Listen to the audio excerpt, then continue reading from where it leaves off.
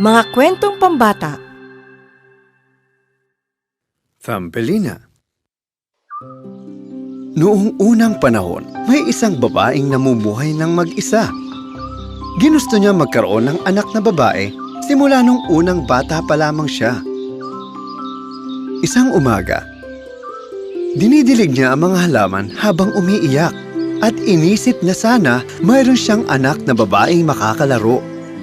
Sumulpot ang isang fairy godmother sa harap niya. Anong nangyari, anak?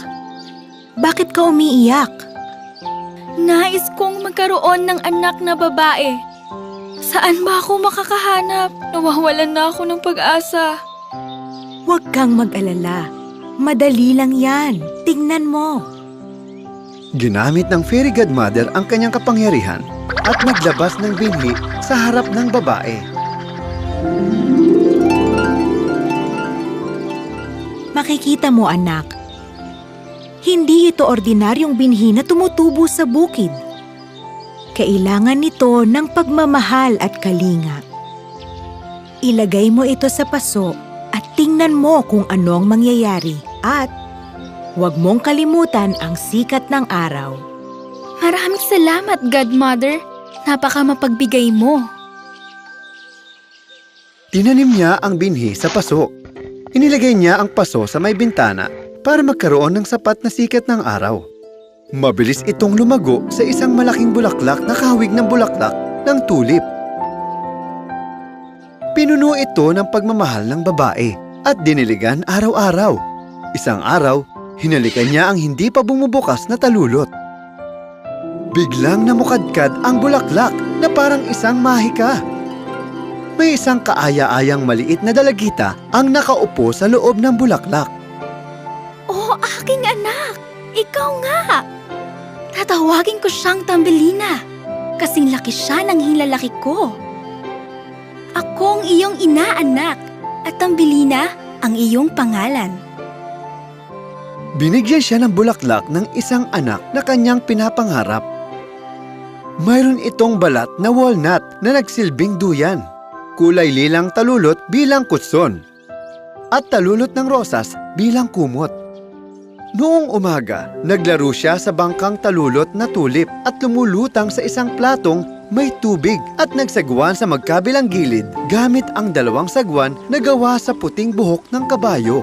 Tunay na napakaganda itong pagmasdan.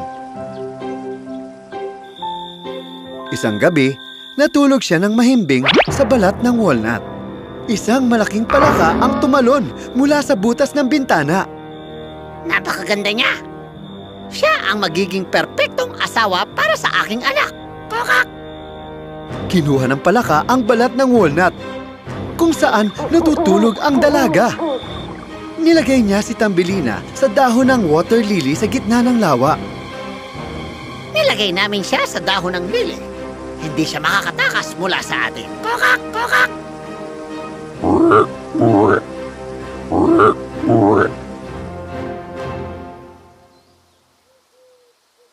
Naiwang mag-isa si Thumbelina sa dahon at napaupo habang umiiyak. Hindi niya gustong mapangasawa ang kakilakilabot na anak ng palaka. Kahit anong mangyari, hindi kita pakakasalan. Hindi mo yan pwedeng gawin sa akin. Sa kabilang banda, hinanap si Thumbelina ng kanyang ina sa bawat sulok ng kanilang bahay. Ngunit hindi niya ito mahanap. May mga isda na lumalangoy sa ilalim niya. Nakita nila ang palaka at narinig ang kanilang pag-uusap. Naawa sila, kaya't nagdesisyon silang tulungan siya. Samantala, ang palaka at ang kanyang anak ay abala sa pag-aasikaso ng kasal.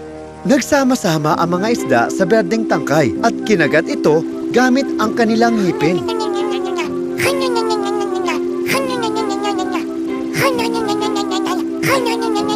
Natanggal ang dahon mula sa tangkay at nagsimulang lumutang-lutang si Thumbelina.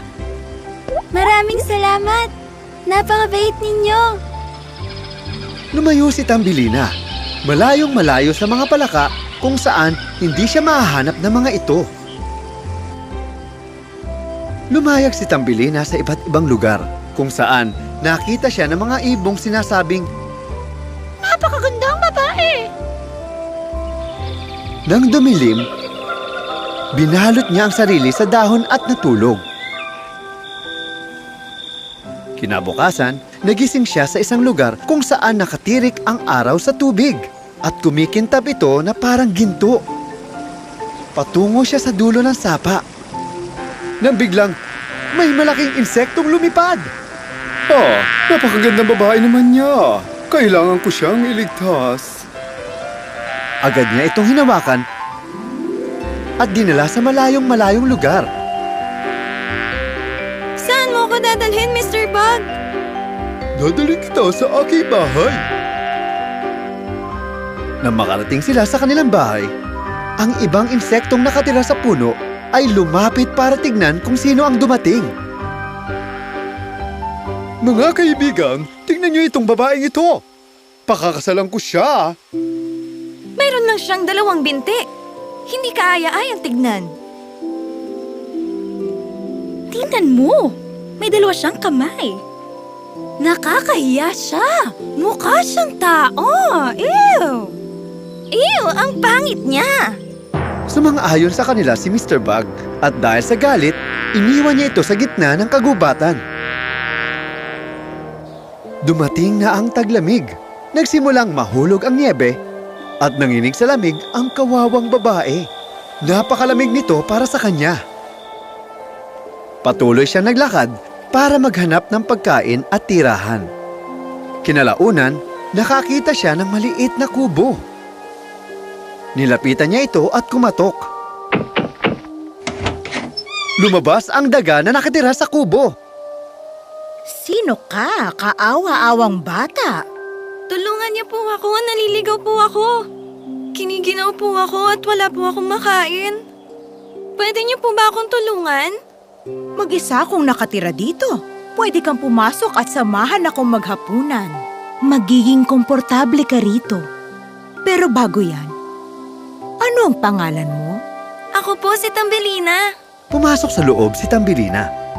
Mainit at komportable sa loob ng kubo. May kwartong puno ng bigas at may kusinang may paminggalan. Salamat sa pagpapatuloy niyo po sa akin dito. Napakabait niyo. Maaari kang tumuloy buong taglamig. Mrs. Mouse, tunay na napakabait ninyo. Nabighani ang daga sa kagandahan ni Tambelina. Ginusto niyang makasama ito habang buhay. May bisita tayo ngayon dahil katapusan ng linggo. Isang beses sa isang linggo, dinadalaw ako ng aking kapitbahay. Biglang tumunog ang kampanilya at nagpakita pa ang isang mole. Bumibisita ito suot ang itim na velvet na kapa. Narinig ng mole ang boses ng babae at nahulog ang loob nito sa matamis niyang boses. Nagdesisyon itong pakasalan ang babae, kaya nilapitan niya ang daga at sinabing, "Ibibigay ko sa iyo ang lahat ng aking pagkain at bahay. Kung hahayaan mo akong pakasalan ang magandang babaeng ito." Hindi makahindi si Mrs. Mouse sa mayamang daga. O sige, ibibigay ko sa iyo ang pagkain at ang bahay. Sige. Ayaw pakasalan ni Tambelina ang daga. Kaya kinabukasan, tumakbo ito papalayo. Habang naglalakad sa kagubatan, nakasalubong niya ang napuruhang Maya na nakahiga sa kagubatan. Siguro namatay ang nakakaawang ibon dahil sa lamig.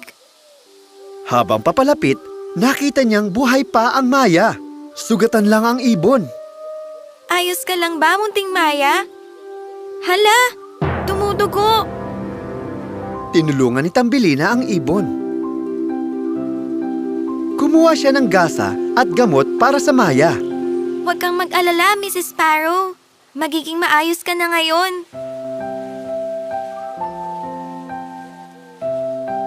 Ang munting Maya ay nakakalipad na nang nilagyan niya ito ng gasa. Paalam, munting ibon. Salamat, magandang bata. Hindi kita makakalimutan. Anong tulong ang maibibigay ko sa'yo?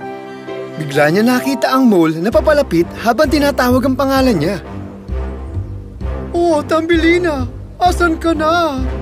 Nang marinig ni Tambelina ang kanyang boses, agad niyang sinabi sa Maya, Gusto ng daga na pakasalan ko si Mr. Mole. Pakiusap, ilayo niyo po ako mula sa kanilang lahat. Ayokong pakasalan si Mr. Mole. May plano ako! Halika! Sumakay ka sa likod ko, bilis! Paalam, Mrs. Mouse! Maraming salamat! Mahal kita at hindi kita makakalimutan! Nagulat si Mrs. Mouse at Mr. Mole na makita nilang lumilipad palayo si Tambelina. Dinala siya ng Maya sa Flowerland, kung saan mayroong iba't ibang klase ng bulaklak at mga ibong kumakanta. Anong tawag dito? Napakaganda naman ito! Ito ang Flowerland at oras na para umalis ako. Salamat, Mrs. Sparrow. Ikaw ang pinakamagaling. Tuwang-tuwa si Tambelina. Ito ang aking tahanan. Napakabango ng mga bulaklak. Kumakanta ng payapa ang mga ibon. Ngunit bigla niyang naalala ang kanyang totoong tahanan. Kung paano siya binuhay ng kanyang ina na puno ng pagmamahal. Naging malungkot ito at ginustong umuwi. Ngunit biglang dumating ang hari ng Flowerland. Nakita niya si Tambelina at nahulog ang loob niya rito. Ako ang hari ng Flowerland. At ikaw ang pinakamagandang babaeng nakita ko. Maaari mo ba akong pakasalan at maging asawa? Gagawin kitang reyna ng Flowerland. Nag-isip si Tambelina. Ibang-iba siya sa palaka. Mr. Bug at Mr. Mole na may suot na itim na velvet na kapa. Oo, kung dadalhin mo ko pabalik sa aking ina. At magsasama tayong lahat ng masaya. Sumang-ayon ito at binigyan ng regalo si Tambelina. Ang pinakamagandang regalo sa lahat ay ang pakpak na mula sa isang malaking langaw. Nang maikabit ito sa likod, nakalipad rin siya mula sa isang bulaklak hanggang sa isa pang bulaklak. At agad silang ikinasal. Pagkatapos ng kasal, lumipad papalayo ang hari at si Tambelina at nahanap ang bahay ng kanyang ina. Masayang-masaya ang kanyang ina nang makita siya. Oo, Tambelina! Hindi mo alam kung gaano ako sayang makita kang muli. Hindi na kita muling pakakawalan. Hindi na kita iiwan, aking ina.